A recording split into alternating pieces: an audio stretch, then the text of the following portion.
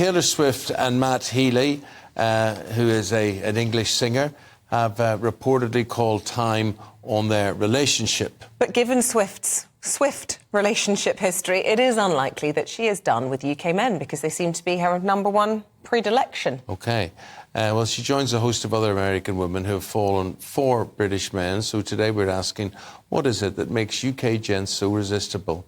Entrepreneur and media commentator Amy Ansell says UK men are kinder and more gentlemanly. Aww. Meanwhile, lifestyle expert Vicky Barra believes all cultures have their own unique characteristics.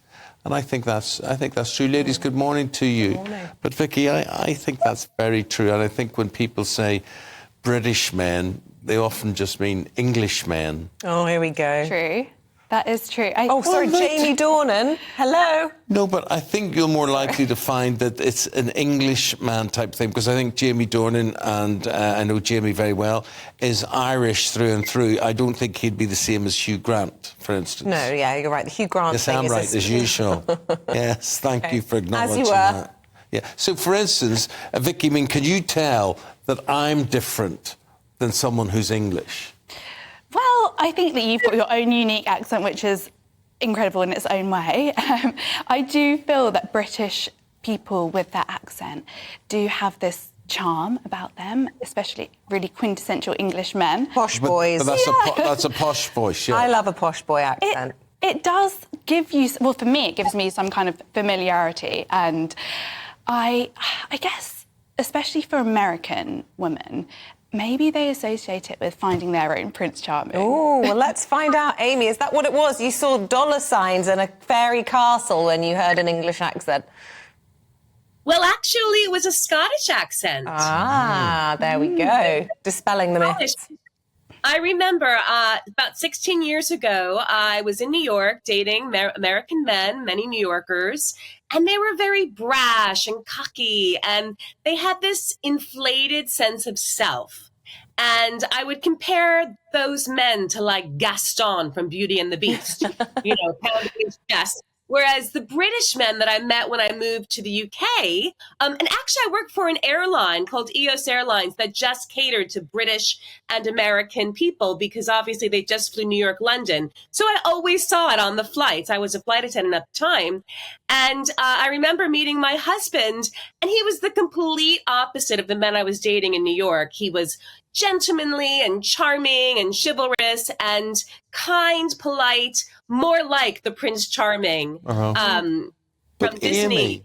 Amy, it's fascinating that you say that. And in all honesty, the most polite, gentlemanly men that I have ever met have all been Americans. And the reason I say that, there's a part of America, and you can tell me whether it's mid-America or whatever, that have that sort of cowboy approach where they call people ma'am and sir. You're welcome. And you're welcome. And they have a strength, and they wear Stetsons, which is absolutely the most magnificent dress accessory. But there is a certain politeness amongst a certain type of American, is there not?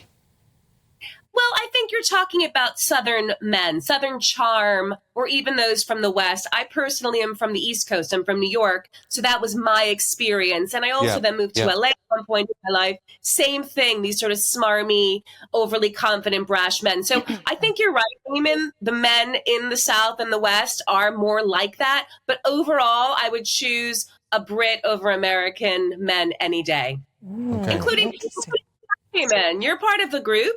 Well, 100%. And I want to ask, Vicky, I mean, you started by saying people of all cultures have their own charms, but within the UK, British men, there are so many different accents, and I talk a lot about how much I love all different accents. I particularly love the West Country accent. I love an Irish accent. I love a Scouser accent. So, I mean, which of the British accents do you think is the most appealing? Because it's the Taylor Swift of this, well, she likes the toffs, doesn't she? But they're all charming. It's Colin Farrell accents. That's so true. It's such an interesting question, actually. I would say for people within the UK, we know what the different areas in the UK represent, and I would say that we associate different characteristics with people, say, from Liverpool, and there's different qualities in each different area, and it's really interesting, actually, because it's only to do with what we perceive. It's not, I mean, it doesn't mean to say that it's true and these characteristics are actually set in stone at all, but it's what we associate accents with. But I would say for people outside of the UK, they think about the classic, quintessential, very posh British accent when they think of British accents, and they probably think, oh, so well-educated, respectful, Prince Charming. A lot of people love the royal family, so they associate the British accent with that kind of accent and all of the qualities that come with that. But Well, it's a good job somebody does, because in the UK, everyone hates toffs accents. No one's allowed to be posh. It's like the one accent you're allowed to be prejudiced against. And if you say you like a posh accent, you're a snob. But a good job the Yanks and everybody else loves it. We have to leave it there. Amy Ansell, Vicky Barra, thank you both so much for your perspectives. I tell you who does have a very toffee, Hugh Granty accent. Freddie Gray. Yeah, but you like that. You like that. That's well, good. Yeah, so listen, But he's up next. These two ladies, could I say to both of them, it wouldn't matter. They could pull, as we'd say, anybody with any accent. Look at the two of them. Look at them. They would be like He's not magnets. talking about me, Mr. Director. Right, no, anyway, we can't see them, but there we go. Guys, thank you very much indeed.